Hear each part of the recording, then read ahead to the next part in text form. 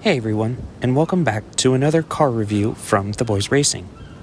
I'm TBZ Frostbite, here to test out and review the 2022 Porsche Cayman GT4 RS, a new addition to Forza available in the Super Speed card pack. The Porsche Cayman was first produced in 2005 for the 2006 model year, derived straight from the Porsche Boxster. The GT4 variant was introduced in 2015 using the same 3.4-liter engine from the Porsche 991.1 Carrera S. But for the 2022 model, the engine was replaced with the 4-liter producing 493 horsepower.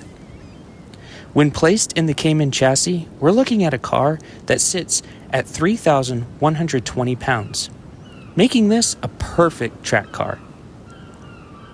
There's a very aggressive front end, which is unusual for a car that isn't the flagship for the company. However, I really enjoy this unique body styling. It keeps to Porsche's racing heritage while likewise advancing the car's modern ability. Now, let's get this beauty on the streets for a test drive.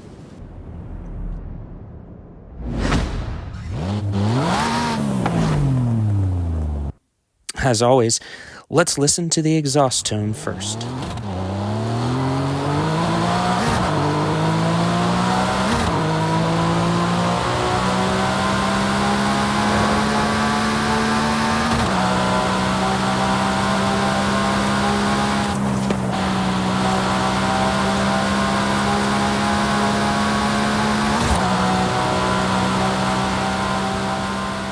Even though this is a road-legal car, it is the RS model, and I was expecting a more aggressive tone from the exhaust. But instead, it sounds very subtle, refined, and smooth. Not the sound you'd expect from a track-focused GT car. In fact, this car is even classified as a track toy in Forza's car category, but sounds more like a modern sports car through this sound clip. Not too impressive, but maybe a race exhaust upgrade will enhance the sound to a more deep tone GT4 race car. I do want to note that this is a DLC car, meaning there was an extra cost to obtain this car. This factor adds a little disappointment that the engine noise doesn't quite match better to its actual sound. But on to a more important factor to this car. How does it handle? As is with most Porsches, being a mid-mount engine, the understeer is natural.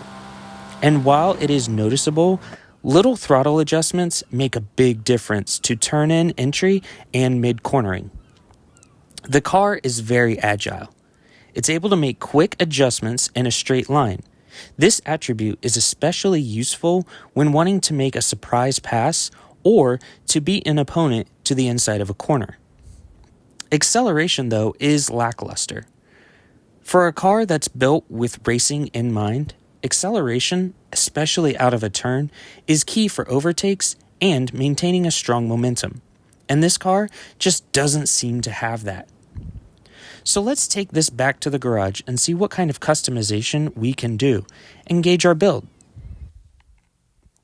Our options are standard with Aero. I think I'm going to keep the stock wing. It's not adjustable, but it looks much better. I'd have to say the best option I see is the wheel spacing. This option makes such a difference in a car's stability and control when entering and maintaining high speeds through a turn. So I am excited to see this option. Other notable options include a motor swap to the 3.8-liter twin-turbo flat-6 engine.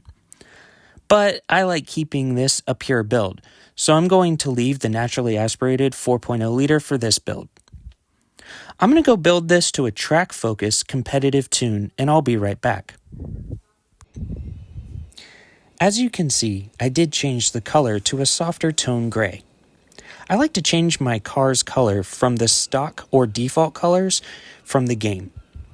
This color is one of the manufacturer color options, and I really like a soft gray like this, especially on more racing-focused cars. What we have here is a 631 horsepower and a 406 foot-pounds of torque car weighing in at 2,850 pounds. This weight is a much more racing-focused weight, allowing the car even more agility and nimble movement without sacrificing speed and momentum. I kept the stock wheels, as their design straight from Porsche were just amazing. Boosting up the power also improved the torque response and gave the car better acceleration out of corners and turns. Once on the track, she really shined and showed its true colors. On Dijon-Pernouilles, the understeer just seemed to prevail around the switchbacks. Lots of tuning was required to hit the apexes nicely without losing too much speed. But most notable was the difference in acceleration coming out of those turns.